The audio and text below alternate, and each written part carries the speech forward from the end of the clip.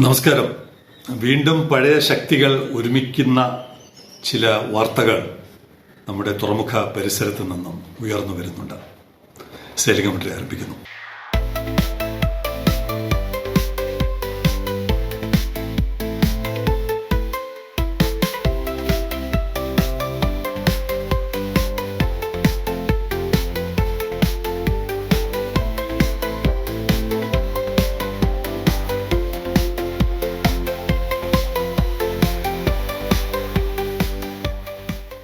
ഒരു കാലത്ത് നമ്മുടെ തുറമുഖത്തിന് സുഗമമായി പ്രവർത്തിക്കാൻ കഴിയില്ല എന്ന് വളരെ നേരത്തെ തന്നെ അറിയാം.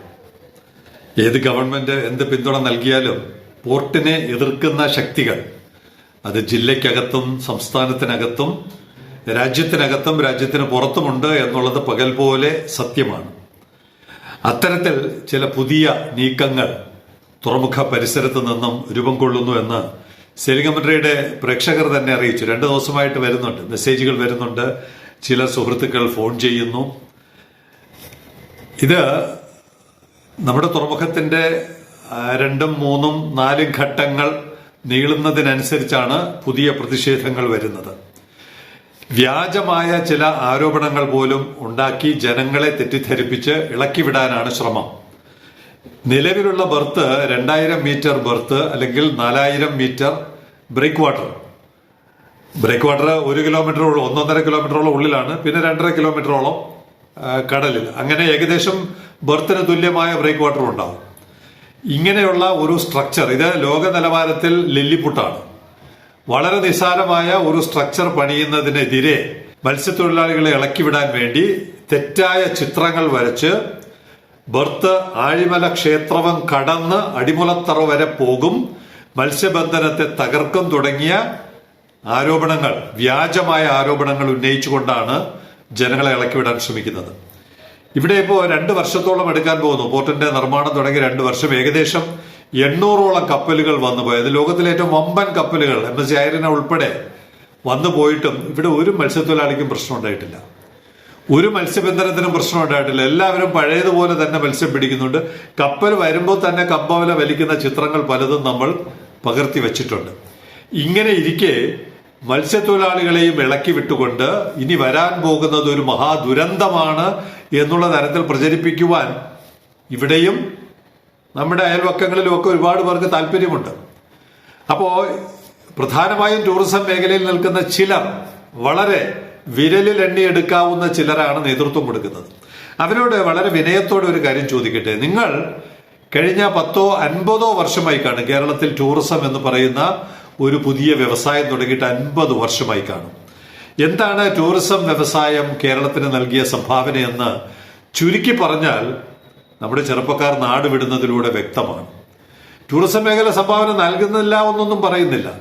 നൽകുന്ന സംഭാവനകളുടെ ഫലമാണ് ഒരു തൊഴിലിന് വേണ്ടി നമ്മുടെ ചെറുപ്പക്കാർ രാജ്യം വിട്ട് മറുനാടുകളിൽ പോയി തെണ്ടി അലഞ്ഞ് നടക്കുന്ന ചിത്രം എനിക്ക് നേരിട്ട് അനുഭവമുണ്ട്.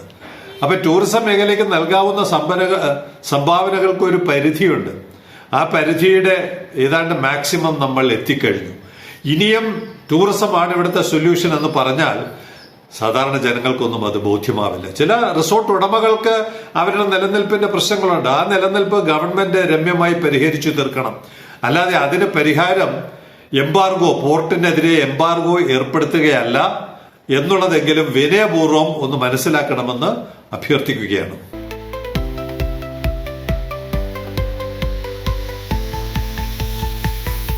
ഇനി പോർട്ടും ടൂറിസവും വളരെ കെങ്കേമമായി ഒരുമിച്ച് കൊണ്ടുപോകാൻ കഴിയുമെന്ന് തെളിയിക്കപ്പെട്ട ഒരു സിറ്റി സ്റ്റേറ്റാണ് ദുബായ്. ദുബായിയുടെ അവരുടെ പോർട്ടിന്റെ വളർച്ചയെ സംബന്ധിച്ചുള്ള കുറെ കണക്കുകൾ വന്നിട്ടുണ്ട്. അപ്പൊ എങ്ങനെയാണ് പരസ്പര പൂരകമായി പ്രവർത്തിക്കാൻ പറ്റുന്നത്? ഏകദേശം 35ഓളം ടെർമിനലുണ്ട്. ദുബായിക്ക് 35ഓളം ടെർമിനലുണ്ടെന്നാണ് മനസ്സിലാക്കിയിരിക്കുന്നത്. കൃത്യമായ വിവരം ഞാൻ എഴുതി കാണിക്കാം. DP World has announced record financial results for 2025 with revenue up to 22% to $24.4 billion. 2025 വരുമാനമാണ്. 2400 കോടി ഡോളറാണ് അവരുടെ ആകെ വരുമാനം. അതിൽ നമ്മുടെ ഇവിടെ ഏതെങ്കിലും ടൂറിസം മേഖലയ്ക്ക് സംഭാവന ചെയ്യാൻ പറ്റുന്നുണ്ടോ? KSRTCക്ക്, ഇവിടുത്തെ കെൽട്രോൺ, ഇവിടുത്തെ ടെക്നോ പാർക്ക് ആർക്കെങ്കിലും സംഭാവന ചെയ്യാൻ കഴിയുന്നുണ്ടോ? പ്രോഫിറ്റിനെ കുറിച്ച് മാത്രം അവർ പറയുന്നു. Profits for the year increase 32.2% to $1.96 billion, reflecting operating leverage and disciplined cost management. 1.96 billion, $196 കണക്കൂട്ടിയെടുത്താൽ ഏകദേശം 17,000 കോടി രൂപ ലാഭം മാത്രമാണ്. എല്ലാ ചെലവും, ശമ്പളവും, ഗതാഗതവും, മരാമത്തും എല്ലാം തട്ടിക്കഴിച്ച് 17,000-ൽ പരം കോടി രൂപ ലാഭമുണ്ടാക്കുന്നതാണ് അവരുടെ പോർട്ടിന്റെ പ്രവർത്തനം. ദുബായിൽ മാത്രമല്ല, അവരെവിടെയൊക്കെയാണ്, ഈവൻ വല്ലാർപാടം ഉൾപ്പെടെ അവരുടെ എൻറ്റയർ നെറ്റ്വർക്കിന്റെ ലാഭം എന്ന് പറയുന്നത് 17,000 കോടി രൂപയാണ്. ഇങ്ങനെ വളരാൻ സാധ്യതയുള്ളൊരു മേഖലയാണ് നമ്മുടെ തുറമുഖം. ആ തുറമുഖത്തെ നിങ്ങൾ ദയവ് ചെയ്ത് മുളയിൽ നുള്ളിക്കളയാൻ ശ്രമിക്കരുത്. Total gross throughput for DP World increase 5.8% to 93.4 MTU. 93.4 MTU, 9,34,00,000, 9 കോടി. നമ്മൾ സ്വപ്നം കാണുന്ന 10 കോടിയുടെ അടുത്തവർ എത്തിക്കഴിഞ്ഞു. 9.34 കോടി അവർ കണ്ടെയ്നർ കൈകാര്യം ചെയ്ത് കഴിഞ്ഞു. 5.8% വർധനവ്. ഇങ്ങനെയുള്ള ഒരു കുതിപ്പാണ് പോർട്ട് ഓരോ രാജ്യത്തിനും ഓരോ സമ്പദ് വ്യവസ്ഥയ്ക്കും നൽകുന്നത്. അതിനെ ഉപയോഗപ്പെടുത്തുന്ന തരത്തിൽ വേണം ഇവിടുത്തെ ടൂറിസം മേഖലയായാലും ഏത് മേഖലയായാലും, വിമാനത്താവളമായാലും റെയിൽവേ ആയാലും മറ്റ് ഇൻഫ്രാസ്ട്രക്ചറുകളായാലും ഈ പറയുന്ന ഗംഭീരമായ ഒരു കാറ്റലിസ്റ്റിനെ ഉപയോഗപ്പെടുത്തി വളരാൻ ശ്രമിക്കുക. അല്ലാതെ അതിനെ വേണ്ടാന്ന് വെച്ചുകൊണ്ട് തകർത്തുകൊണ്ടല്ല വളരാൻ ശ്രമിക്കേണ്ടത്. അതാണ് ദുബായ് കാണിച്ചു തരുന്നത്. ആ പോർട്ടിലൂടെ അവർ അവരുടെ ടൂറിസത്തിനെ വളർത്തി. അങ്ങനെ ടൂറിസം ഇവിടെ ഒരു 2 കിലോമീറ്റർ, 1 കിലോമീറ്റർ, 2 കിലോമീറ്റർ പ്രദേശം തുറമുഖത്തിന് വേണ്ടി വിട്ടുകൊടുക്കുക. ഈ കേരളത്തിന് 595 കിലോമീറ്റർ കടൽ തീരമുണ്ട്. ഇന്ത്യക്ക് 7,500 കിലോമീറ്റർ ഉണ്ട്. നിങ്ങൾക്ക് ബാക്കി പറയുന്ന 7,498 കിലോമീറ്ററിലും ടൂറിസം വളർത്താം. ഞങ്ങളാരും എതിരല്ല. ഈ 2 കിലോമീറ്ററിനകത്ത് തന്നെ നിങ്ങൾക്ക് ടൂറിസം വളർത്തണമെന്ന് പറഞ്ഞാൽ ഞങ്ങൾക്ക് അതിന് മറുപടിയില്ല. അത് ഗവൺമെന്റ് ആണ് തീരുമാനിക്കേണ്ടത്. Ports and terminals perform strongly, supported by healthy volumes, improved yield and cost management, with like-for-like revenue per TU increasing by 8.5%. ഓരോ TUവിലും 8.5% വരുമാന വർധനം അവരുണ്ടാക്കി. നമ്മുടെ ഗേറ്റ് പൂട്ടിയിട്ടിരിക്കുന്നതുകൊണ്ട് മാത്രമാണ് തുറമുഖത്തിന്റെ ഇമ്പാക്ട് ജനങ്ങൾക്ക് നേരിട്ട് മനസ്സിലാക്കാൻ പറ്റാതിരിക്കുന്നത്. ഗേറ്റ് തുറന്നു കഴിഞ്ഞാൽ പിറ്റേ ദിവസം മുതൽ, ആ നിമിഷം മുതൽ അതിന്റെ ഇമ്പാക്ട് ഏറ്റവും ചെറിയ ചായക്കട മുതൽ നമുക്ക് കണ്ടു തുടങ്ങാൻ പറ്റും.